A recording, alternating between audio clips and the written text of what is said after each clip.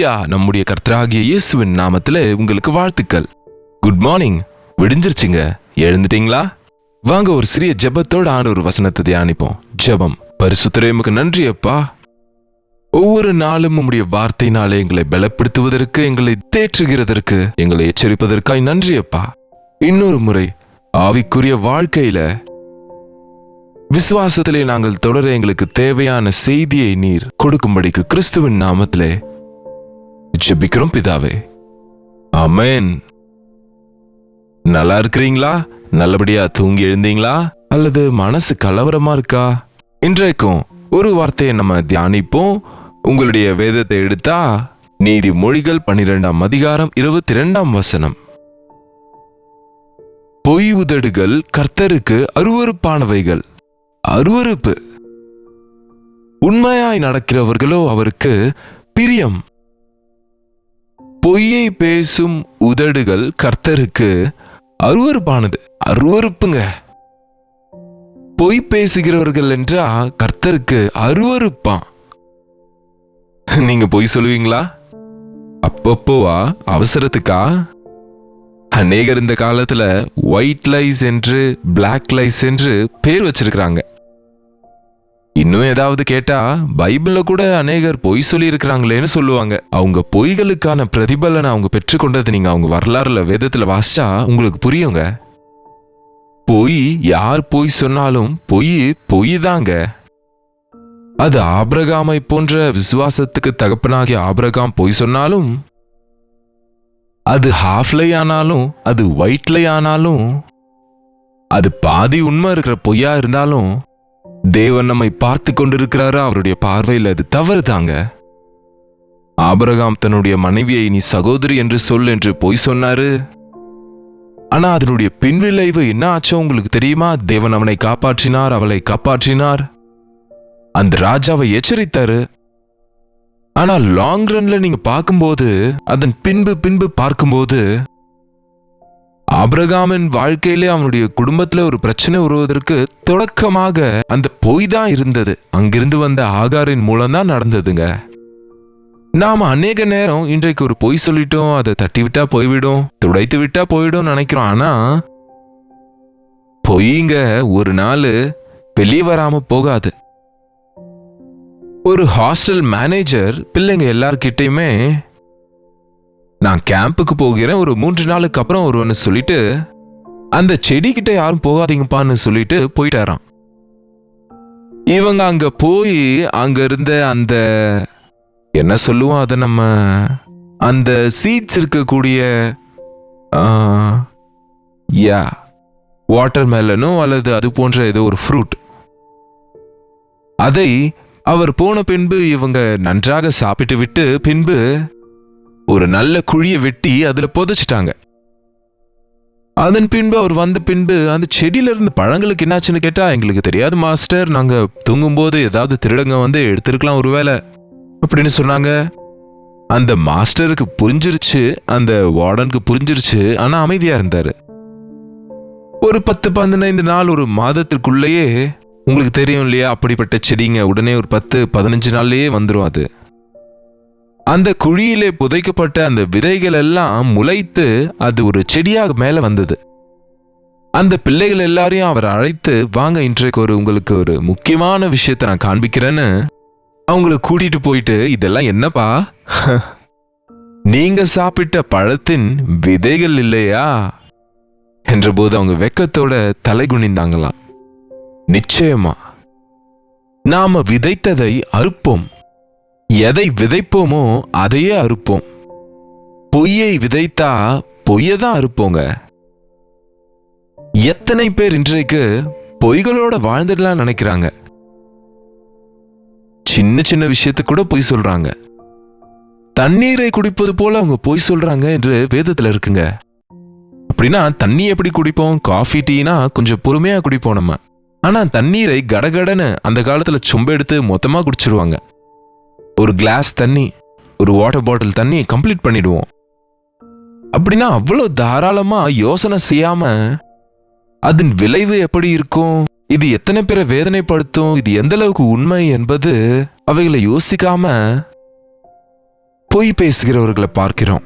பொய் எப்போதும் பொய்யை பிறப்பிக்கோங்க. ஒரு பொய்யோட நிக்காது. எப்பவுமே ஒரு பொய் சொன்னா அதை மறைக்க இன்னொரு பொய் சொல்லுவாங்க. உங்களுக்கு தெரியாமலே யூ ஆர் ட்ராப்டு. பொய்கள்ல மூழ்கி போறாங்க. யாக்கோபு தன் தகப்பனுடைய பொய் சொன்னாரு. நான் உடைய மூத்த குமாரன்னு பொய் சொன்னாரு. ஏதோ ஆசீர்வாதம் கிடைச்சதுன்னு நினைச்சாரு. ஆனா அவருடைய மாமா என்ன பண்ணாரு அவருக்கு? இதை உன்னுடைய குமாரத்தி ராகேல உனக்கு கொடுக்கறன்னு சொல்லி மூத்த குமாரத்திய கொடுத்து கூச்சப்பார்வை இருந்த லேயால அவனுக்கு திருமணம் செய்தாரு. என்ன மாமா இதுன்னா என்ன இருக்கு? மூத்தவன் என்று நீ சிறியவனாக ஆசீர்வாதத்தை எடுத்துக்கொண்டாய். சிறியவளை கொடுக்கறன்னு பெரியவளை கொடுத்த என்பது போல அங்கே அவன் விளைவுகளை சந்திக்கிறான். மோசம் செய்கிறவன் மோசம் போவான். யாக்கோபு வாழ்க்கையிலே அவன் மோசம் செய்தான். அண்ணாவை ஏமாற்றினான். கடைசிக்கு தான் பெற்ற பிள்ளைகளை அவனை மோசம் பண்ணினாங்க. யோசேப்பை எகிப்தியருக்கு விற்றுவிட்டு அவனுடைய அந்த பலவர்ணமான அந்த அங்கியை, அந்த சால்வைய ஒரு மிருகத்தின் ரத்தத்திலே துடைத்து, இதோ உன்னுடைய குமாரன் இறந்து விட்டான், இதோ இது மட்டும் மீந்தது என்று சொன்னான். நிஜமாகவே அவன் செத்துட்டான்னு நினைச்சு எவ்வளவு கதறினானோ யாக்கோபு தெரியுமா?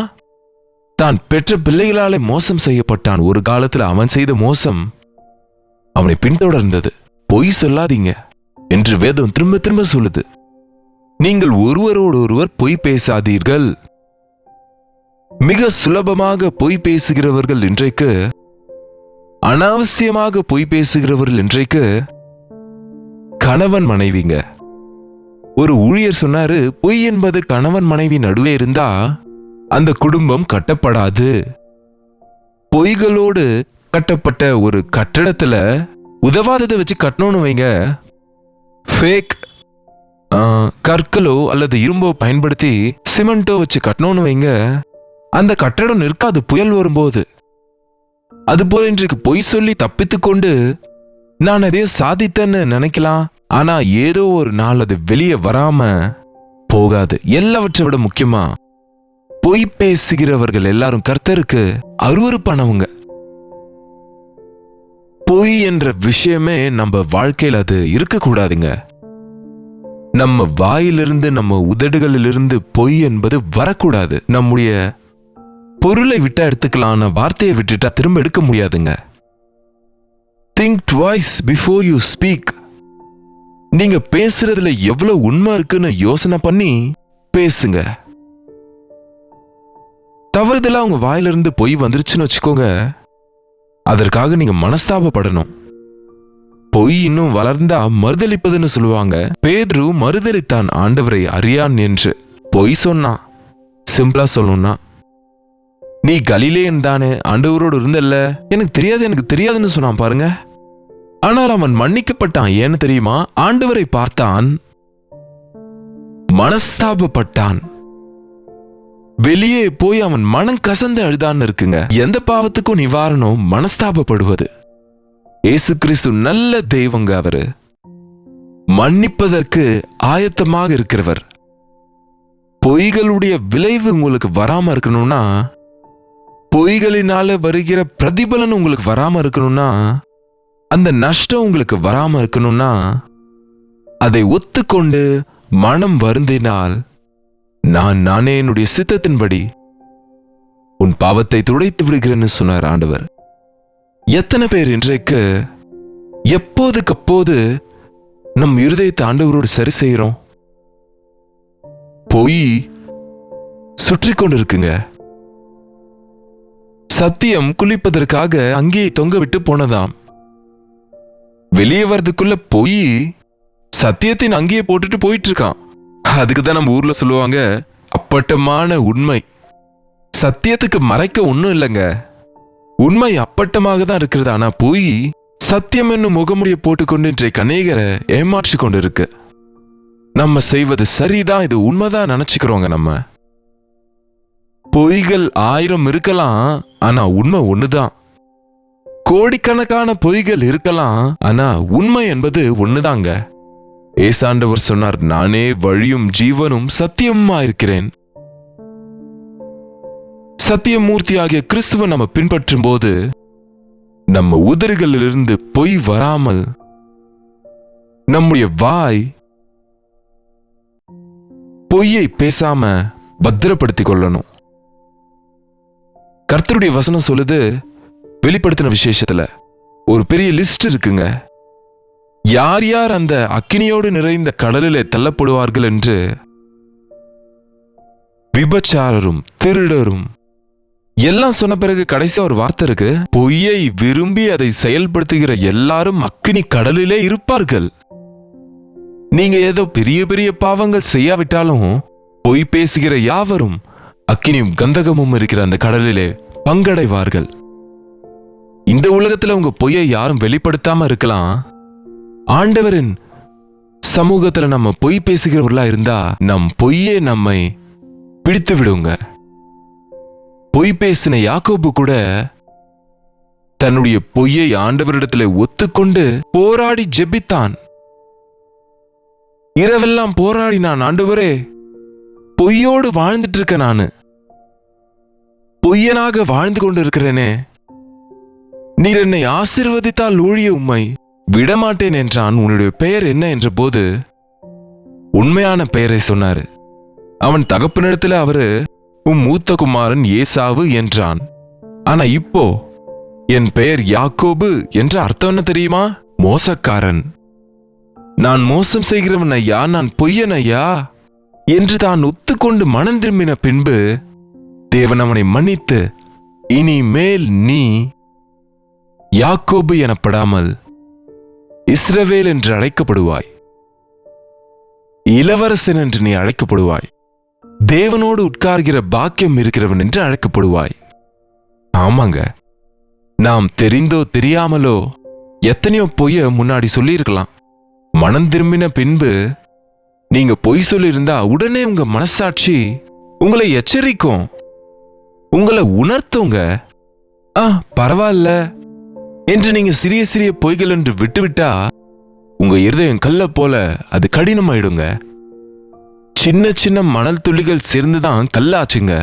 சில ஆயிரம் ஆண்டுகள் அந்த அணுக்கள் சேர்ந்து அந்த வெயில்ல காய்ந்து மழையில நினைந்து அந்த நதியில அடிக்கப்பட்டு அடிக்கப்பட்டு அடிக்கப்பட்டு கடைசியில கல்லாக அது மாறி இருக்கிறது. இனி அந்த கல்லை எத்தனை எத்தனை வருஷங்கள் தண்ணீர்ல ஊற வைத்தாலும் அந்த கல்லுக்குள்ளே தண்ணீர் போகாம இருக்கிறது போல அநேகர் உங்க வாழ்க்கையில சின்ன சின்ன பொய்களை சொல்லி ஆரம்பித்து கடைசியில பொய்யராக மாறுறாங்க. மனசாட்சி வேலை செய்யாத சூழ்நிலைக்கு அவங்க எதை செய்தாலும் கூட அது தவறு அல்ல என்ற நிலைமையிலே அவங்க இருந்து விடுறாங்க. இப்படி ஆவதற்கு முன்பே நம்முடைய சுத்தமான மனசாட்சி நம்ம எச்சரிக்கும் போதே நம்முடைய பொய்யை அறிக்கை செய்வோம். மனுஷருக்கு விரோதமா பொய் சொல்லி இருந்தா அவங்க கிட்ட ஒத்துக்கோங்க. தேவனுக்கு முன்பாக பொய்யரா வாழ்ந்துட்டு இருந்தா மனுஷருக்கு முன்பாக செய்த பாவத்தையும் தேவனுக்கு எதிராக செய்த பாவத்தையும் கூட தேவனுக்கு எதிரே ஒத்துக்கொண்டா அவர் தம்முடைய ரத்தத்துல கழுவி அவருடைய சத்திய வழியில நம்மை நடத்துவார். தேவனுக்காக உண்மையான வாழ்க்கை உடையவங்களாக மோசமும் அநியாயமும் பொய்யும் வேஷமும் இருக்கிற வாழ்க்கைக்கு ஃபுல் ஸ்டாப் வச்சு விட்டுட்டு ஆண்டவருக்காக பரிசுத்தமா அவருக்கு பிரியமா சத்தியத்தை பின்பற்றுகிறவங்களா வாழுவோம். ஜெபிப்போம். பரிசுத்தரே, அன்புள்ள தகப்பனே,